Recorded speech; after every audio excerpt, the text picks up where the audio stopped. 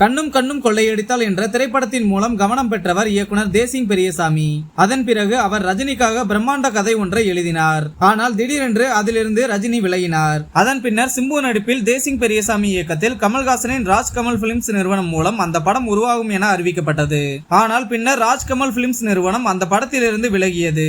இந்நிலையில் இப்போது அந்த பெரிய பட்ஜெட் படத்தை சிம்புவே தன்னுடைய ஆத்மன் சினி ஆர்ட்ஸ் நிறுவனத்தின் மூலம் தயாரிக்கிறார். இது சிம்புவின் 50வது படமாக உருவாக உள்ளது. இந்த படத்துக்கான முன் தயாரிப்பு பணிகள் தற்போது நடந்து வரும் நிலையில் படம் பற்றிய சுவாரஸ்யமான தகவல் ஒன்றை சிம்பு பகிர்ந்துள்ளார். அதில் சிம்பு 50வது படத்தின் படைப்பு சுதந்திரத்திற்காக அதை நானே தயாரிக்கிறேன். அதில் பெண் தன்மை கொண்ட ஒரு கதாபாத்திரத்தில் நடிக்கிறேன். அது சம்பந்தமாக கமல் சாரிடம் சமீபத்தில் பேசினேன் என கூறியுள்ளார். ஏற்கனவே தமிழ் சினிமாவில் கமல்ஹாசன் மற்றும் அஜித் போன்றவர்கள் இதுபோன்ற கதாபாத்திரங்களில் நடித்துள்ளனர் என்பது குறிப்பிடத்தக்கது.